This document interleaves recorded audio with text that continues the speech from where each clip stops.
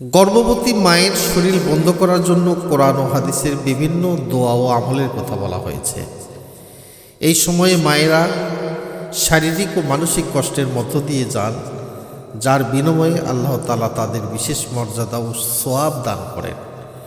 রাসূল করিম সাল্লাল্লাহু আলাইহি সাল্লাম বলেছেন, মাতৃগর্ভে থাকতে সন্তানের ভাগ্য, রিজিক এবং আমল নির্ধারিত হয়। তাই এই সময়ে মায়ের দোয়া ও আমল অত্যন্ত গুরুত্বপূর্ণ। গর্ভবতী মায়েরা তাদের এবং অনাগত সন্তানদের সুরক্ষার জন্য পাঠ করতে পারেন এই দোয়াগুলি। রব্বি ইন্নী নাযারতু লাকা মাফি বাতনি মুহাররারা ফাতাকাব্বাল মিন্নি। হে আমার রব, আমার গর্ভে যা রয়েছে আমি তাকে তোমার নামে উৎসর্গ করলাম। সবার কাছ থেকে মুক্ত রেখে আমার পক্ষ থেকে তুমি তাকে কবুল করে নাও। দ্বিতীয় নাম্বার, সুস্থ ও নেক সন্তান লাভের জন্য দোয়া। রব্বি হাবলি মিন লাদুনকা যুররিয়াতান তাইয়্যিবা ইন্নাকা সামিউদ দুআ। হে আমার রব, আমাকে আপনার পক্ষ থেকে উত্তম সন্তান দান করুন, নিশ্চয় আপনি শ্রবণকারী। তৃতীয় নাম্বার হলো সৎ সন্তান লাভের দোয়া। রব্বি হাবলি মিনাস সালিহিন। হে আমার প্রতিপালক, আমাকে সৎ সন্তান দান করুন। চতুর্থ নম্বর, চক্ষু শীতলকারী সন্তান ও মুত্তাকিদের নেতা হওয়ার জন্য দোয়া।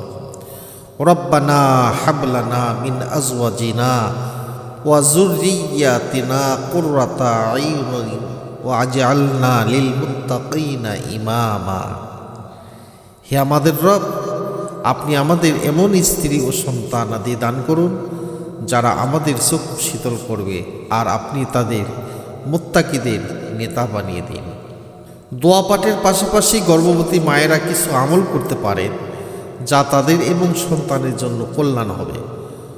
যেমন কোরআন তেলাওয়াত। নিয়মিত কোরআন তেলাওয়াত করা, বিশেষ করে সূরা মারিয়ম, সূরা ইউসুফ, সূরা ইনশিরা, সূরা ইয়াসিন এই সমস্ত পাঠ করবে।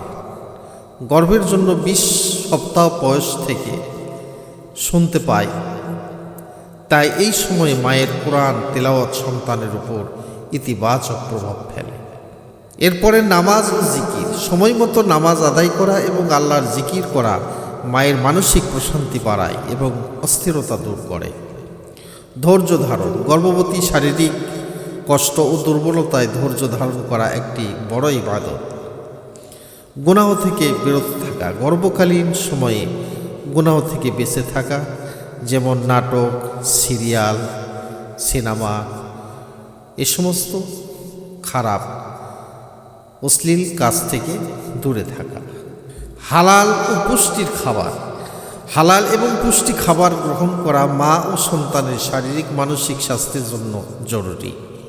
আল্লাহর গুণবাচক নাম আল মুতাআলি, আল মুবদিউ এ সমস্ত গুণবাচক নামে আল্লাহকে স্মরণ করা, আল্লাহকে ডাকা।